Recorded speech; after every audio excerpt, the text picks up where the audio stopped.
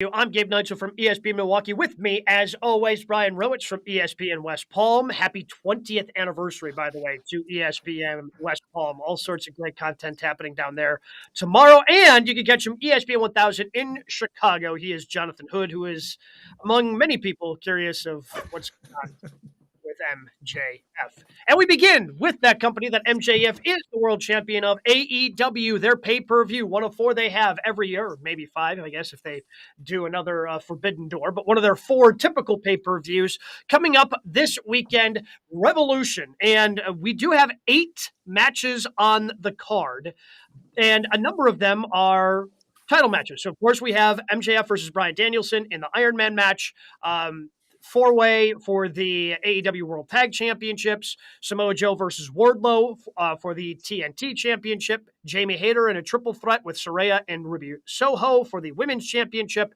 and the 6-man tag championships on the line, the Elite versus the House of Black. So 5 of the 8 feature championships that are going to be on the line. How many championships do we see change hands this weekend in Northern California? Well, I believe that's what I believe. I believe 0. As much as, again, the hype is great for the main for WWE, same thing with AEW. Bryan Danielson against MJF. I don't think that the title changes. I'd say the closest thing I would look at maybe is going on with the House of Black. Just all of a sudden appear here in San Francisco, the lights out. All of a sudden they're holding the championships and the Elite. I don't foresee any championships changing. And I think the reason why for that, bro, is what's really hot in as far as the titles in AEW besides Danielson against MJF. What's really red hot that's must see amongst the title match? I mean, at this point, it's nothing. Like, I would even argue, I don't even know if the world title scene is that red hot. Like, you sort of lost some steam from those Danielson matches. You mentioned the trios. I love House of Black. I would love to see them win. I'm not convinced that match is on the main card. And do they do a trios title change on the pre-show? Because that's sort of been where House of Black has been. So that sort of makes me think they're not going to win. The Elite just sort of get the win there. The only one I see is I have one is the tag titles. I feel like the Guns are just sort of a transition. They're just sort of there. I think the Acclaim win it back. I mean, that match as a whole, like, I think will be good. And Cassidy and Danhausen will be entertaining. But, like, I think the Acclaim win that. Other than that, I've only got one, and like this show as a whole, there's not that same buzz around right now, which is sort of disappointing. So I guess at this point, and I keep bringing this up, I'm rooting for Danielson to take the championship off of MJF, just because I think the whole thing has just not gone well, and I'm over MJF as champ. I don't know if the character necessarily needs a reboot, but he's been like seriously, like the promos that he cuts are like all over the place. Like last night, him not being able to like have a retort to Danielson after having this fiery promo before that about how this is the only thing that means anything to him, you know, after his fiance dumped him and all these other things. Like it's just been, there hasn't been a consistent story, as it almost seems they're just going, all right, well, that didn't really that didn't really catch on last week. Let's throw some more spaghetti against the wall and see what sticks. It's been tough. And I'll tell you what, I wonder if my lack of excitement for this pay-per-view, and this might even extend to WrestleMania a little bit with WrestleMania coming around the corner, I'm blaming Sami Zayn. And here's why I'm blaming Sami. Because Sami reminded me how good this stuff can be, how fun professional wrestling can be, how much emotion and feelings you can have in pro wrestling. So now, probably even just a little subconsciously, even though I'm speaking it out loud here, like at least in the back of my mind, everything else is being compared against Sami Zayn in the Bloodline and the build that they had, and then the incredible feeling you had at the Elimination Chamber in Montreal. And now everything's being compared against that. And of course, everything's going to fail in comparison to that because it's been one of the best stories in all of professional wrestling on television for the past 5, maybe 10 years. We talked about in terms of how much the crowd was into that particular match. So everything, of course, is going to fail against it. But when you paint it against that, it makes you realize how good some of this stuff can be and how much all of these feuds going into the card. And look, the card on Sunday, it's going to be fine. It's going to be fun. We're going to have fun watching the matches. But I know I can feel more. And AEW, WWE as well, can do better in terms of making me feel more and feel like I should be I should be dedicating my time, my 4 hours, 3 hours, whatever it ends up being on Sunday night to watch this. Well, the other thing I'll add to that, I mean, one, check out Sami Zayn's Instagram. He did sort of a video montage of the last year. So it starts with him getting body slammed by Wee Man and then ends with him haluba kicking Roman. So quite a year for him. Which sort of adds to like his story. Yeah. Oh boy. It's the greatest turnaround in pro wrestling history. Get body slammed by Wee Man. Right. But to your point about this card, like you look at the matches and there really isn't a ton of long-term storytelling. And those that have it, we've seen it already. Like Joe and Wardlow, there's some sort of storytelling there, some history, but we've seen the two of them go at it already. The women's match, they're sort of telling that story. Hangman and Mox should be good and should be fun, but we've seen it a bunch already, and it feels like it's never going to end at this point, and everything else is just sort of thrown together. And one of the things AEW's had going for it is they haven't been doing the rematch thing. You know, some of these matches feel special. On Sunday, a lot of these don't. MJF versus Bryan will be. It'll be an hour. It'll be their first Iron Man. But other than that, the rest of them are just sort of like, yeah, they'll be great matches, but they don't really have the stories behind them. You know what? This will be the first time I've ever said this. In one instance, Vince McMahon might be right. His philosophy of saying, guys, here's a 3-week build, and now here's the pay. Think about how much wiggle room that we've had. Mm-hmm. We have, at a snail's pace, crawled to AEW fan. You're like, as soon as Danielson was done taking on this gauntlet of AF has to be able. He says, "Okay, I'm going to give you this gauntlet of opponents. If you lose, then I'll have to." It was what, 3 weeks ago? We're crawling to Revolution. So Gabe, Vince always had a 2 to 3 week build, and of course, we as wrestling fans would. I mean, what's the build? What's the storyline here? Vince in his dotage. Well, these two should fight, or this tag team should fight. Put them on the pay-per-view because they had to. But for AEW, the reason why that we're not enamored with it now, and what's this in? But the reason why is because look how slowly all this stuff built, and the only card is what I think that Moxley and Hangman have put together. Moxley's view in a promo, he's bleeding for it. I mean, it's just drop of IHOP syrup coming out of his head. The boysenberry syrup coming out of his head. He's bleeding for this. So I'm interested in seeing what that looks like. But ultimately, these builds boring, quite frankly. And here we are coming up on Sunday. But again, it's little things here and there, because I wonder how differently you would feel, Brian, about Mox versus Hangman had we not just had Mox come out of at least adjacent one of the longest feuds of all time in the Jericho Appreciation Society versus BCC. And this was one of the things that AEW in their first couple of years avoided, the rematch clauses and having all these repeat matches, which you can have a series of matches. That's fine. You know, we think of some of the best stories that have been told have been series of matches, and you can do that. But again, you have to have a blow off at some point. When you do the biggest blow off you can do for two factions in your company, blood and guts, and that doesn't end it, like, okay, now it's going to make me skeptical going forward. And okay, we told the story. They're tied at one apiece, Mox and Hangman. Who wins the third one? And then you decide to do a half roll up, half choke out, like unsatisfying end to it. So now you feel like you have to do this. It's just been inconsistent storytelling. But the tag teams, even though it would be, again, just the Guns versus the Acclaimed, like, that's the only story anybody cares about here. Nobody gives a rip about Jeff Jarrett.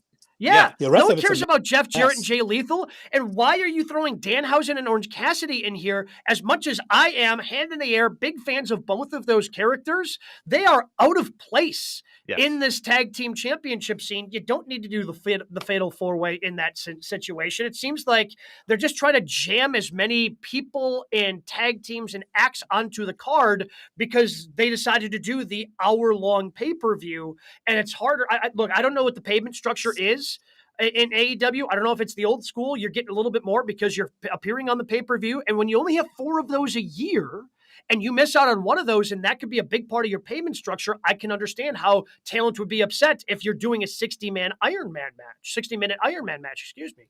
So it's a complicated thing that they've done to themselves and they're trying to figure out. But it seems like for MJF and Danielson, they've decided to muddle the rest of the card for the sake of having a 60-man Iron Man match. Yeah, no, I agree with that. And that's why we saw some of the matches we saw last night, like the Casino Battle Royal, the ladder match. Like, those are matches made for Revolution. Oh. And, like, I don't think the tag match should have been main eventing last night like it did. But to your point, JHood, yes, society nowadays, like, they're bored. They don't want to sit around for stuff. But AEW has shown us that the long-term stuff can work. It was Revolution last year that it was Punk and MJF in the dog collar match. That took some build-up. And no, Brian is not Punk on the mic. He is significantly better than he was a decade ago. But there's not that sort of connection. Like, why do we care? Like, Brian wants to win the title. MJF is jealous of him. Like, how do you summarize this match? If someone's watching, like, hey, why should I care? I don't know what, like, the emotional connection is to the match right now. That whole tag team ladder match thing probably should be the buy-in. That probably shouldn't have been on Dynamite. And by the way, Action Andretti, back to the minors.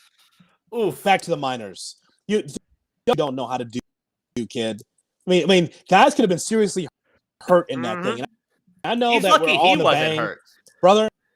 Like if you don't know how to handle a ladder, well, 2 things: Andretti's out of my company, or he's on dark forever after what we saw there yesterday. Number one, let's tell you something, guys. Just between the 3 of us, if you have to have officials, referees on top of the ladder, then maybe you should not be doing those spots.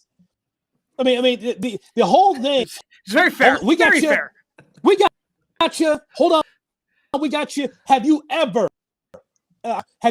seen referees holding a referee? Have you ever seen WWE, the officials coming in? Nope.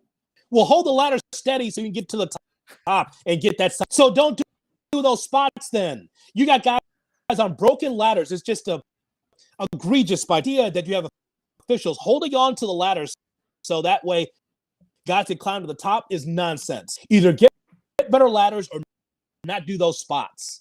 That was awful. It's very simple. Yesterday. Very simple. Very, very also, simple. Video editing, just, move the camera up. Let's not see the ref down there. That could also help. Or bring that. Yeah. The referee should not be shown, but then of course you have to show, just like Shawn Michaels, the guy going step by step, rung by rung on the ladder to be able to get that. That was just real by AEW yesterday. It really was.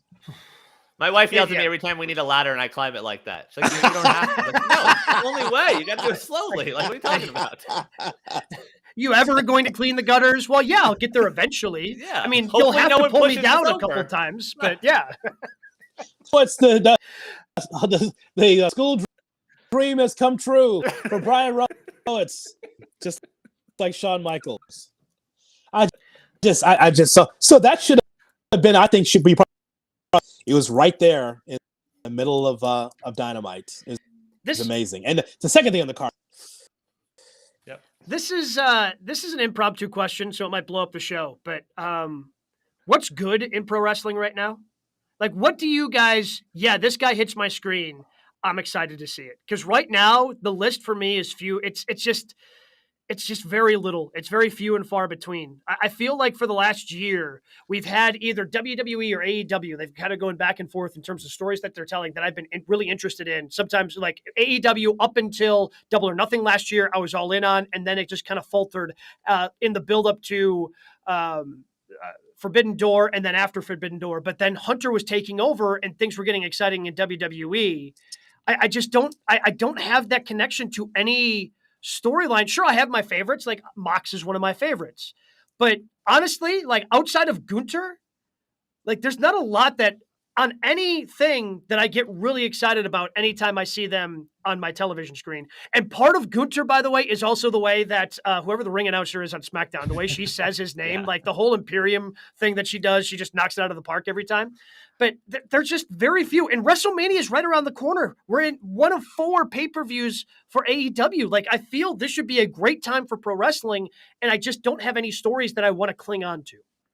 Well, yeah, to that point, like you mentioned, like Sammy is what I enjoy watching the most at this point, but my emotional connection is not what it was a month ago because I've accepted he's not going to be the world champion. I've accepted that he's going to be in a tag match at Mania. I've accepted that we're not going to get the payoff that we all deserve.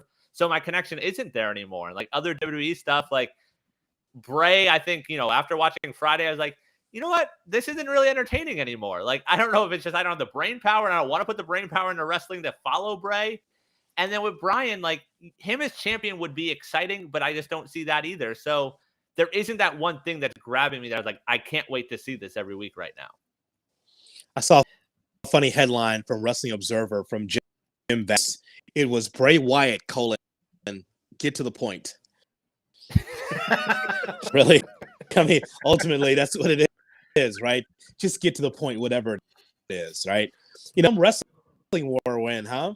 Where there's nothing exciting. This is back and forth where they're WWE and AEW, but yet there's nothing that knocks you off your socks outside of what Roman Reigns with Sami Zayn and Cody Rhodes. I mean, that's what happens when you have really long-term storytelling. But it's not even Cody right now. No. JHood, like there are reports out there that WWE, this is how you know you done messed up. The WWE is scared of Sami Zayn chants just starting out during if they have a long promo segment for Cody Rhodes. So what did we see 2 weeks ago? Paul Heyman interrupt him right away. What did we see this week? Barely a promo from Cody. We got a great match with him and Chad Gable, but then a very short, he's going to be at SmackDown. I'm going to be at SmackDown. Boom. That's it. Get in and get out because they're scared. Like I'm not emotionally connected to Cody Rhodes right now. Well, because they're also running scared right now with Cody. They don't want another Bryan Danielson situation. They don't want this upheaval of, well, that's not how we were booking it. And so why are these fans into Bryan Daniel? They don't want that with Cody. There's an easy way to do that. Cody doesn't have to address the crowd. Every promo doesn't have cut the audio and let Cody speak and try to sell this pay-per-view. But when one of your catchphrases is, so what do you want guys want to talk about as you're addressing everyone in the arena? Like Sammy. If that's how you start every promo, like guess what? We want to talk about Sammy, Cody. We want to talk about Sammy. And that part, though, you talk about selling. Like, we haven't seen Cody and Roman in a ring together. Yes, we'll see it tomorrow, but like, it's less than a month until Mania. So there is no reason to buy into that match. Do you think something happens tomorrow where you're like, all right, maybe?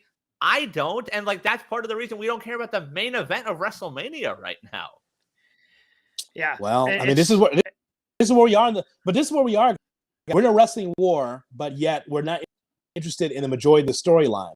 But again, as we always WrestleMania, Revolution, these are going to be great matches, and we'll be talking about them. Oh, yeah, 100%. Just the whole thing is that the matches are great. But again, it goes back to Sammy. Sammy reminded me of how great this can be and how I can feel as a professional wrestling fan. So now I'm like a junkie trying to chase that feeling, and I'm just getting substandard stuff being put out by all the other companies. You're saying that they're just putting some flour into your cocaine. I mean, I was hinting at it. You didn't have to come out and say it. I was trying to avoid the direct comparison. But yes, that's what's nothing wrong with what I was getting the cocaine storyline. We're creating our own cocaine storyline. I watch the show Snowfall on FX. It's about cocaine. It's exactly what it is. It's you want the real stuff. You don't want them cutting because wrestling is a drug when it's great. Yeah, I mean that's great. Yeah. So, all right, we move on off of Revolution, and we move on to something we like to call the 3 count. Other 3 stories that are hot right now in professional wrestling. Brian, what do we have at number 1? Wrestling Observer released their 2022 awards, and the promoter and booker of the year, Tony Khan, in the 35-plus years of the Observer. Just the second time ever someone has won promoter and booker of the year in the same year for 3 consecutive years, joining Vince McMahon Jr. So, should Tony Khan have been booker and promoter of the year in 2022? No, but it's worth noting that a lot of these awards are voted on by fans, right? Like the Wrestling Observer opens it up to their subscriber base, their fan base, and that's who votes on this. So I guess I'm not shocked that Tony Khan ends up winning this, because people who are in the internet wrestling community, the people who are, the majority of the subscribers, obviously, of Wrestler Observer Online, it's people who are diehard wrestling fans, right, week in and week out, and are probably more likely to be AEW fans than the casual WWE fan. So Tony Khan is not my booker of the year, despite some of the complaints I've had about Hunter. Like, if I'm cutting this off and just looking at it from 2022, they were still building the Sammy storyline at the end of 2022. So I give it to Hunter, because I think he did some really good things in 2022 for WWE. Who it is so far, 2 months into 2023, I have no idea. But remember, also in 22, there was a lot of Vince. Half the year was Vince. Yes, but I'm saying the back half. Like, the back half was good. The back half, like, Raw became watchable again. Like, think about that. Like, Raw was unwatchable for so long, and he made Raw watchable. That, to me, alone makes you booker of the year. Well, I would say this, that you are correct, sir. In 2023, is nobody loves this distraction finish like Triple H. Loves it Raw and SmackDown. It's like, it is monotonous in that company now. And and again, you benefit of the doubt, because he's running not NXT back in the day. Now it's so I think that the best part of Triple H is that he utilizes the talent. We're not seeing. Imagine if we got Cody Rhodes versus Chad Gable under Vince. We'd see it 5 times in a row until we're able to see that match once, and we may not see it for another 6 months. So I'll give Triple H the importance of the United States Intercontinental Championships. I mean, when you are pushing everything to SmackDown, interesting as he can for 3 hours. But for Tony Khan, and again, we have to put like this whole thing with the Wrestling Observer. When you have Dave Meltzer and Perez both finding their way to shit on the WWE as much as possible in New Japan and AEW. Of course. I mean, I think that's just the way it is. With that particular public, absolutely. So, but at least we try to be as fair as possible. We hate everybody. So, at least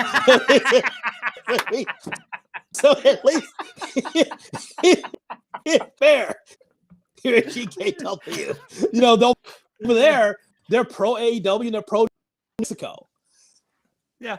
And then, you say that, you look at the rest of their awards. So Wrestler of the Year went to Moxley 1, Roman 2, Osprey 3. Okay. They have a Most Outstanding Wrestler of the Year. That was Osprey, followed by Danielson and Okada. Tag Team of the Year, FTR, followed by the Briscoes and the Young Bucks. MJF, for the second straight year, wins Best on Interviews. AEW wins Promotion of the Year. Stardom comes in at number 2, WWE at number 3. So to Gabe's point about who's voting on these awards, Match of the Year, Okada versus Ospreay, Dog Collar match number 2, and Okada versus Ospreay from Wrestle Kingdom at number 3. So that's just sort of who they are. How many WWE awards did you read right there? 0. Yeah, right there. Yep. Bianca came in second in Women's Wrestler of the Year, but yeah, that's it. To who? Rio. Sarai. Jamie Hayter came in third. Yeah. See?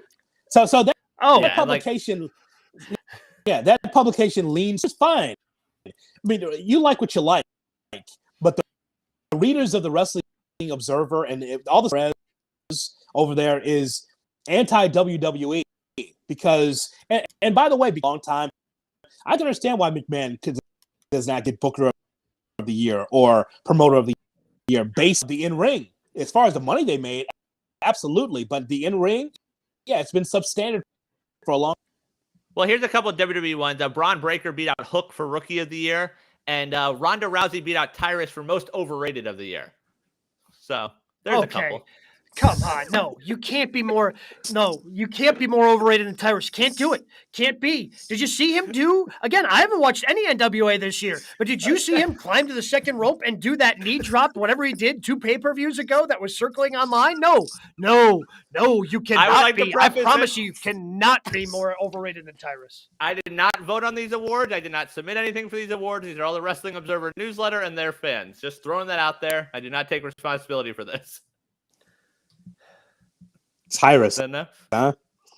Number 2, most Tyrus. Ronda, you know. So, I mean, it's just, but again, so anytime I saw and I just nod, I'm like, of course, Tony Khan is the best. Of course, because it's new and shiny. They've had their issues as well because of booking and match placement and finish. With a young company, there's going to be growing pains. But whenever time I see that, I go, Tony Khan and AEW's on because they're not the WWE. Not a surprise. What do we got at number 2, Brian? Speaking of Monday Night Raw, Monday night, we will see the return of the one and only John Cena. What do you guys want to see out of John Cena's return? I just kind of telegraphing everything that it's going to be him in theory has kind of taken the wind out of the sails for me. I've gotten to a point where I get excited when Cena comes around, and obviously a lot of other people do too, when they pop the rating that they did for SmackDown when he came back for the tag team match. I mean, he just brings that energy and charisma that very few people have, and he can make something feel more important. That being said, good luck making this U.S. title match at WrestleMania with Austin Theory feel important. Hope you don't have to eat an A-Town down, which my guess is that he ultimately does as they try to, because like, Cena ain't going to be around to defend the U.S. title. Like, Cena ain't going to win this. I bet you he does. Scenario. John Cena beats Austin Theory at WrestleMania, and then the following week says, remember my good old U.S. Open title match? Open challenge to anybody in the back that wants a chance at the United States Championship. And out steps Jay White beats John Cena in 2 seconds or 3 seconds. 1, 2, 3. Yeah, I mean, scenario. If Jay White is coming to WWE, that's my scenario. That John Cena beats Austin Theory, and then the open challenge title from him. I'd be into that. I think, it definitely kills the momentum of Theory, and we've talked about how he has definitely grown. It's also weird because I think Theory beating him at Mania, I don't know if that does anything for Theory. Like, yes, he can brag about that and work that into promos, but like, is that considered a great rub anymore to beat Cena at Mania? Only if you're The Rock. Right. I'm trying to think, like, so Bray beat Cena, technically, right? Like, I don't think he actually pinned his shoulders, but that Firefly Funhouse match, I think Bray was technically the winner because Cena just kind of disappeared. No, wait a minute. Look that up, bro. The only thing I remember is that Cena turned heel for 10 seconds. Yes. And I was excited. He put that shirt on. I'm like, yeah, Cena's a heel. Baba, yeah. That's what all I've ever wanted, right? Cena is a heel, and then all of a sudden he went back to victory for Bray Wyatt. I can't remember. Okay. I mean, the other thing I'll throw out there, I feel like I haven't used my outlandish fantasy booking of the day. Cena to beat Roman.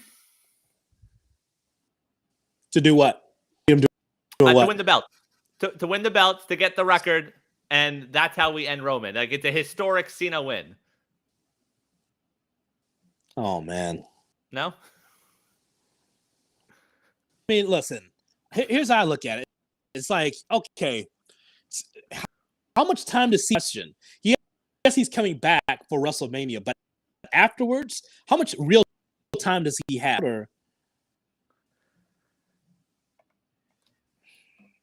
I don't think Cena has a lot of time. That's why I think Cena's not winning. That's why he's losing to Austin Theory. Like, that's just... I love your fantasy booking. Like, I think that would be great if we knew Jay White was coming. That would be a great way to debut him and kind of give, because I feel the Raw after WrestleMania has been, and I don't know if this is WWE's fault or if this is just like because of the pandemic and the way that show used to be carried so much by the crowd.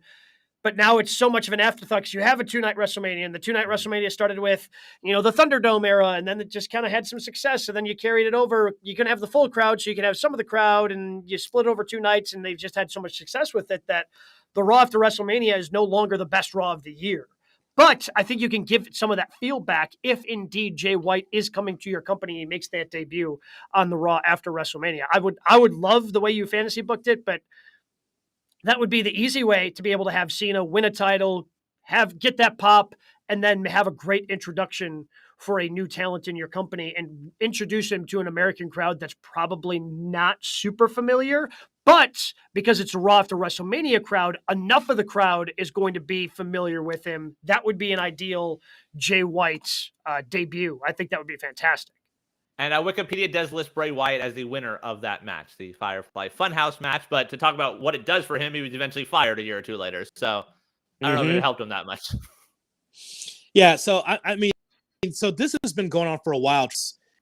In Austin Theory, them seeing each other face to face, what was going to happen, and it's another WrestleMania where it's maybe not for us because it's more attractions than actual. But this is what's going to happen, guys. I mean, like, this is the best that Austin Theory can do. I think I would agree with you that if Austin beats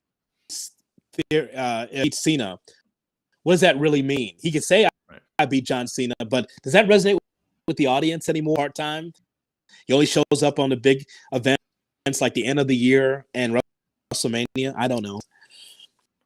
Yeah, and I will also say, I mean, we've talked about the sort of lack of excitement on this Mania card. From a part-timer standpoint, it doesn't feel like it's going to be very part-timer heavy. Cena, Logan Paul, I assume Bad Bunny's going to end up there because that's just sort of what they do with him. But, like, that's it Trish. At this point, no? Trish, Lita. Yeah, okay. But at least Lita's showing up every week and doing stuff. And I would assume Trish does good, by the way. Well. And Lita looks good, by the way. She looks like she can go for a while. She doesn't have to. She looks good. She does not look aged or slow.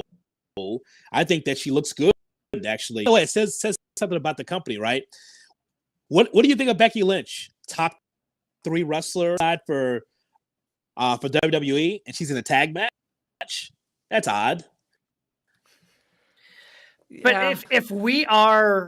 if the one thing that we harp on, and this even goes back to Vince, so this isn't necessarily a Triple H problem. If we are, hey, build new stars, then Becky can't be always in the main event, right? If we're telling you, hey, you have to build new stars, then having, Rhea Ripley go up against one of your other established stars in Charlotte Flair, that's tremendous, assuming that Rhea goes over, because Charlotte at this point in her career doesn't need a win at WrestleMania to validate herself. I'm really curious what they do with Bianca versus Asuka, because neither of them really needs a big win, and I think both of them have already established who they are, so you're not building a new star there. That's just going to be an interesting, fun match. But it's a way to still get Becky on the card, have her doing something fun and interesting, and still being able to go, okay, over here we can lift up Rhea Ripley. Yeah, I give them credit for it. Like the fact that the women's tag title is main eventing Raw, like you're finding something else for Becky to do. I assume this is going down a path of them versus Ronda and Shayna at Mania. Like that's who they defend against. You still need something to do for Bayley, but I mean, I give them credit for finding something else to do. Because if Trish is involved, like Trish ain't showing up, and so Trish is going to show up, help them win, and then not wrestle at Mania. What if you do Trish and Bayley? You could do that. One-on-one, you mean? Yeah. Trish and Bayley? Yeah. Oh yeah, that's great for Bayley. Definitely great for Bayley. Like Trish loses like 2. Mm-hmm. I think that works. Yeah. I totally fine with that. And waiting around saying I beat Trish Stratus, Trish Stratus. I don't think it's not going to be Austin Theory Cena. I think a veteran and someone that's very well thought of. And so I think that'd be a good match. Interesting though, because I'd like to know when Becky Lynch is going to be back in the title picture. Yes, I agree with you. Something new in the main events at WrestleMania. I just wonder after this tag match she can go. She's a top 3 at the worst top 3 wrestler in the women's division. Yep. What do we got at number 3, Brian?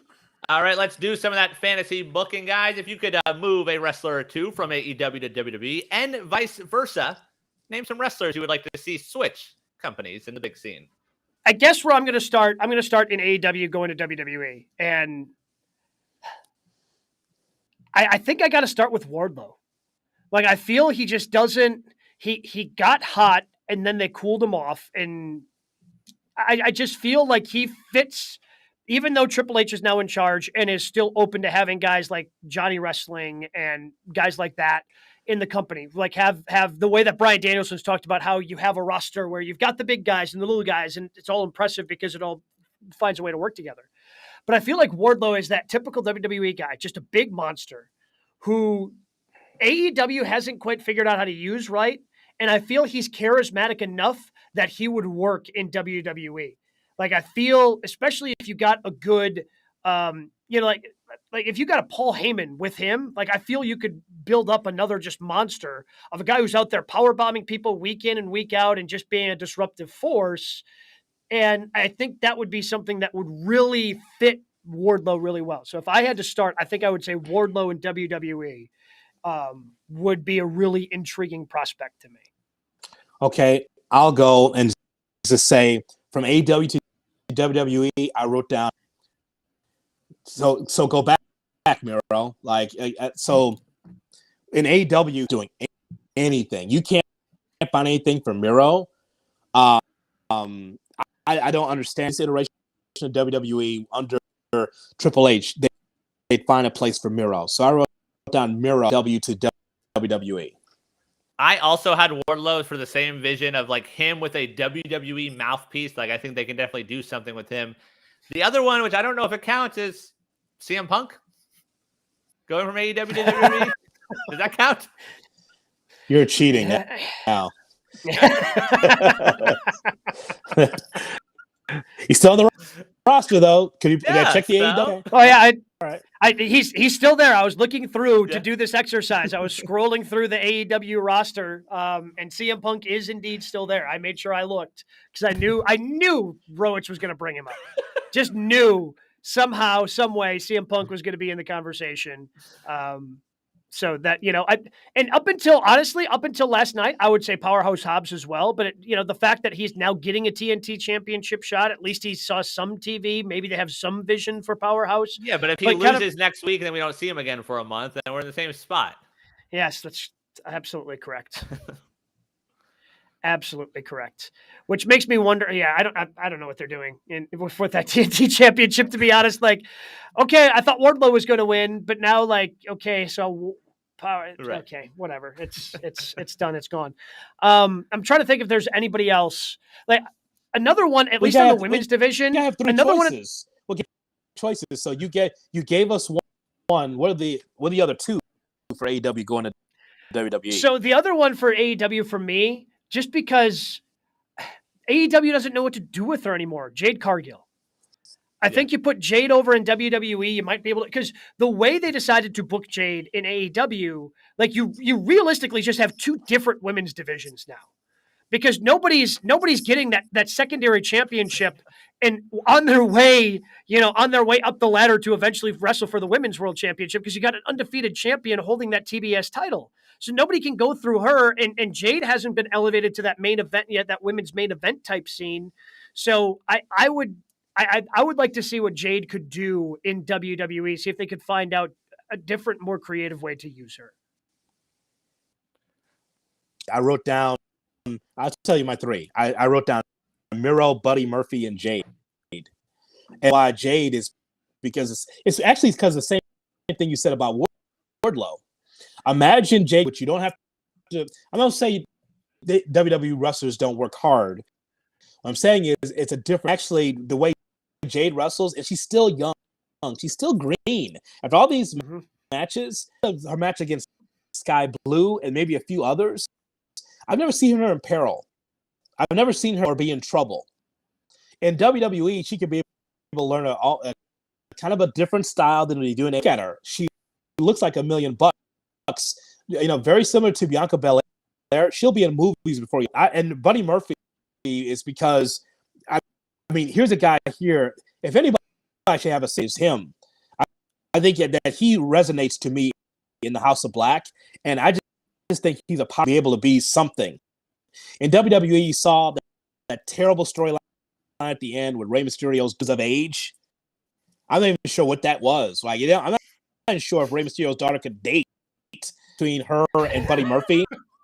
So I think that Buddy can really be something for some. Yeah, I mean, the other one I had is just thinking, like, from a WWE mindset is Brody King. I feel like he could sort of fit that mold, but then can go. Like, he can do everything you want to do with Omos, but then actually go in the ring. Like, give me Brody King versus Brock at Mania. Like, I'm a little bit more excited for that than I am Brock versus Omos. Huh. I guess I thought the same thing almost about Big Bill. You know, like go back to WWE and be Cass. Like when he signed up for AEW, do you think he thought he would be losing to Orange Cassidy on Dynamite? Do you think that was what he thought he was signing up for? And again, it's a bigger body that I think would work because the dude can go. I think it would work potentially if he went back to WWE. But the problem is if he went back to WWE, you would have to deal with a lot of where is Enzo chants because they were so synonymous with one another in WWE. I hated that first match on Dynamite. I mean, because first of all, his name should not be Big Bill. Think about it in the marquee. You're going to buy tickets. Bill is on the marquee. What does that mean? Is he a porn star or a wrestler? Big Bill. So why not both? So that's or yes, as Val Venus. So you have both of those guys, and actually, Big Bill should have won the. He should have won the championship last night. If that was my booking, you want to get San Francisco started match. But if it's going to be the first match, change the title. Especially knowing that what Orange Cassidy did was also part of the tag team scene with his buddy there. That match, I just thought Big Bill is so much better as far as an attraction. He's cut. He's powerful, and he loses to Orange Cassidy with some kind of what's kind of orange. It just was flat for me. Yeah, it was flat for me. It really was. Quickly, let's go through WWE guys you'd like to see in AEW. I'll give you my three guys who goes from WWE to AEW. I wrote down Chad Gable, TNT title picture. I wrote down Mustafa Ali. He's dead on arrival now. Mick is dead, guys. He's done. He complained about he wanted his release. Now he's working from underneath. And now, anytime anyone criticizes him on social media, he turns. That's not a gimmick. That means he's dead. So Mustafa Ali, Chad Gable, and Nakamura. What's Nakamura been doing lately? What's he been doing? Nothing. Isn't he hurt? Or is he not hurt? Am I just imagining that because I haven't seen him on my television forever? He worked the Muta match, so it wasn't for the WWE. Oh, yeah, that's right. That was like a month ago. Yeah, that was like a month ago. That's all I can think of. Yeah. I mean, the guys I have is, and we've talked about a lot, is Sammy. I mean, I feel like AEW would not be afraid to put a title on him. And you can still get the same stuff. You can let him go and maybe play into some of that stuff. He would work. He'd be the same thing that we see there, but now that he'd actually be able to be a world champion. Would it be El Generico? No, he's just chasing titles everywhere. I'm going to leave WWE because I can't win the title. W because I can win the title. I'm going to NWA. So you just want him to chase titles. He's much money anywhere else. Kevin Durant, pull it off. Go to be Kevin Durant. Go get that title, Sammy. Kevin Durant. That's the best. You just want him to go ring chasing. You just did a wrestling show. Just go to chase the title, Gabe. That's what he's doing. Just any title. Imagine him versus Tyrus, NWA World Title. Come on. Oh my God! Please don't do that to me. Go chase. Please don't. The ring. There you go, Durant. Zayn. Others I have, by the way, just from a sheer wrestling standpoint, I'd love to see the Usos work some of the AEW tag teams, them versus the Bucks, them versus Aussie Open, maybe them versus FTR in a non-WWE ring. That would be fun. And the other one, just because I feel like they have a big guy problem, and there were sort of rumors, imagine Brock running through AEW for a year or two and what that would look like. You know what? It would make a third of the roster look indie. Yeah. That's what it would make. Oh, yeah. Listen, these guys are very, some of those young wrestlers. Imagine a star like Brock Lesnar coming in there. And his first match, of course, would be against Peter Avalon. Oh, naturally. Avalon would take about 17 suplexes, 5 F5s, and call it a night. And then he loses to Danhausen at All House. There you go. They go to Sleephausen. So I'm with you. I had Chad Gable on my list for kind of the same reason where you talked. I mean, just getting another big guy and not keeping it all kind of those smaller type wrestlers. Because I think Chad Gable would be fantastic because Chad has shown his versatility, I think, in WWE and then the ability to put on a great match. Karrion Kross would be interesting because I think he kind of gets lost. And I know he had a match this last week on SmackDown, but he kind of gets lost with, and it's a similar gimmick, at least an adjacent gimmick to what Bray Wyatt's doing with all the supernatural stuff. So when you come out and everything goes black and white and you have the hourglass, I feel it gets lost a little bit because Bray Wyatt takes up so much of that oxygen. And look, it could be similar things, but maybe if you just put him in the House of Black, that could be interesting.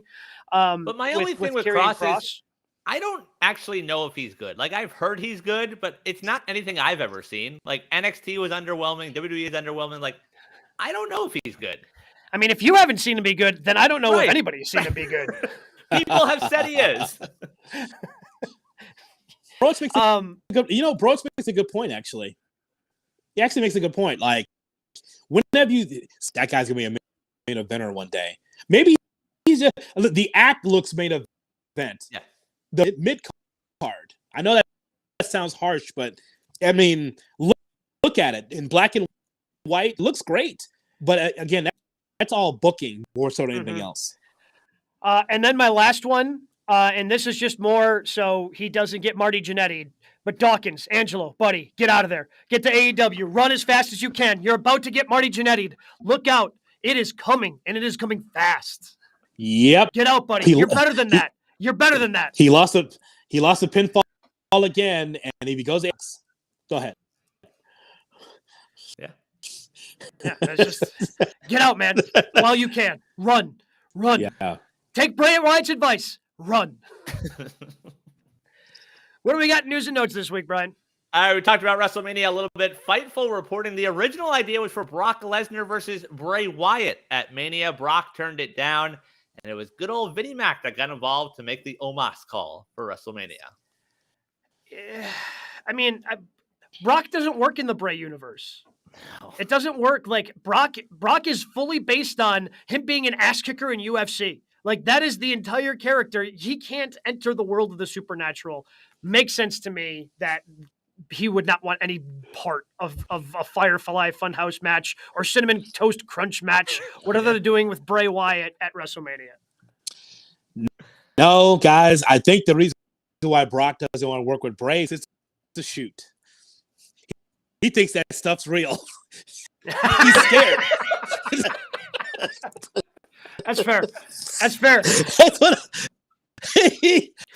I think he's. I don't understand what's all this spooky stuff with howdy. It's a work. No, Andre the Giant working with Jake Roberts, right? He was like, I don't like snakes. I don't like snakes. Andre, come on, pal. He's like, no, I want to work with. And then he worked with a snake, and then he got really pissed. Brock thinks this is a shoot. I don't want anything to do with that guy with the darkness. Sorry, no. I think that's fair. I mean, from a wrestling standpoint, I think this match would have worked, but guess we're never going to see it. PW Insider reports the King and Queen of the Ring will be a premium live event taking place May 27th in Saudi Arabia. I'm excited for King. I'm excited for King and Queen of the Ring. Doing it in Saudi Arabia feels wrong. Mm-hmm. Why is that? Why can't you just do that? Just do a 3-hour Raw.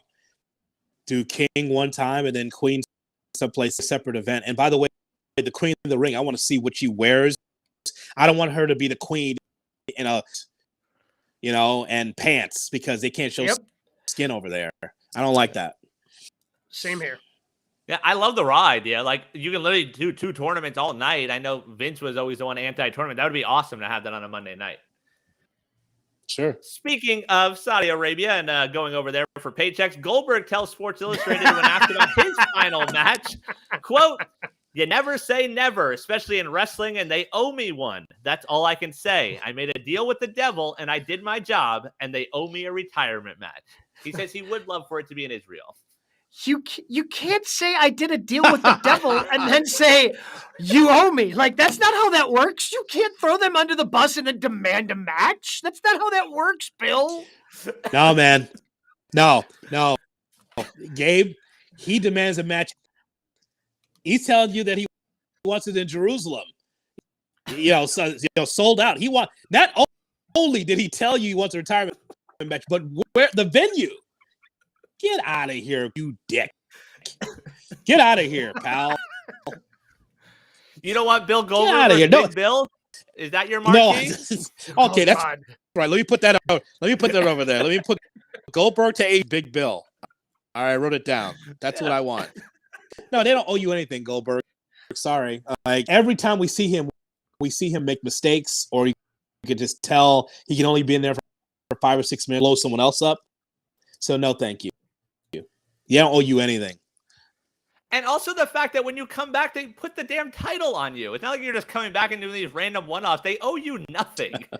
I had to watch you win the title in Milwaukee over Kevin Owens. Maybe you owe me something, Bill. Yeah. Big Bill. What did you guys have as your match of the week? So I think it was a pretty solid week of wrestling, which is pretty awesome. I thought Raw was really good. We mentioned the Cody versus Gable match. Like, Chad Gable can take a crossroads. Like, the way he took that, the way he fell, and even the catching of Cody, like, that was a really fun match. I enjoyed the tag match Monday of Street Profits versus Jimmy and Solo. Solo, I think they still haven't figured out what they're doing with, but that was good. And then speaking of tag matches, Friday Rampage, Bucks versus Aussie Open. Like, I think it delivered. I wish Aussie Open would have won. I think that would have meant more for them, and it wouldn't have hurt the Bucks, but that was still a damn good tag match. You know how much I really like Aussie Open. Only stuff in AEW. I mean, they're okay, but they're not as powerful. So, I wasn't really over the last few days, but I think that match delivered, and I like what I saw from the Street Profits. And as Gabe Kins, you take one more pinfall, you're going to get Janetti'd. You take one more pinfall, and that's going to be it. So.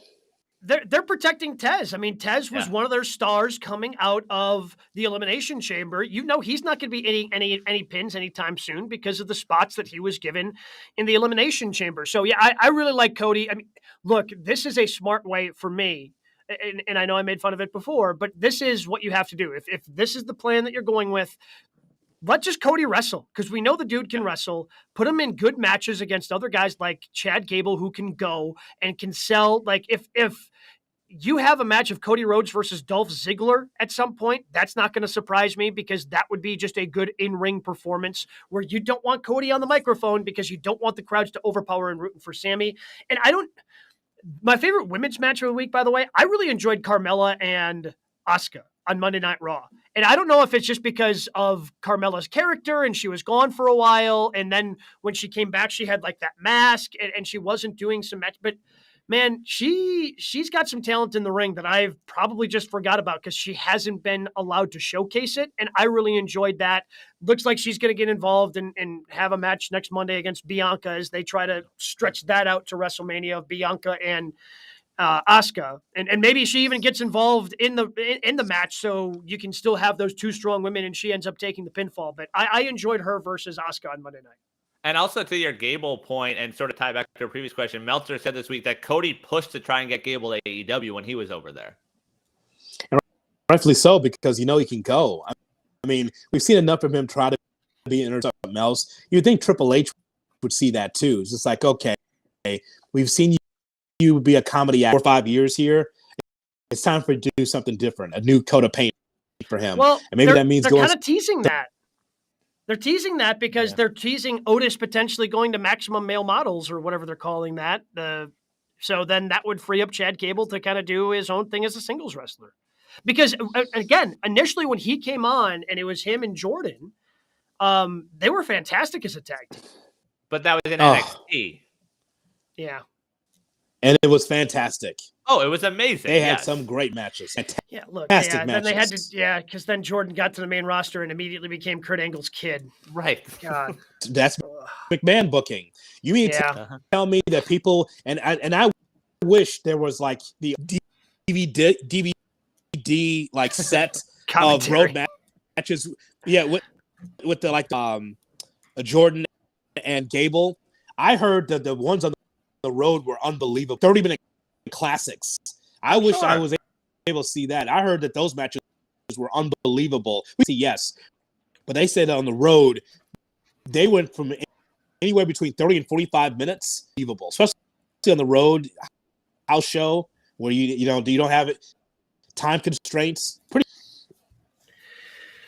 We're looking forward to this weekend, kind of, sort of. Look, the show's going to be fine. It's just not going to make you feel like you wanted to feel the way I felt about, as Sammy's saying, a couple weeks. But, I mean, we'll talk about it. We're going to talk about Revolution. We'll talk about the build to WrestleMania because it should be an exciting time to be a pro wrestling fan. Whether or not it is exciting, we'll let you know next week right here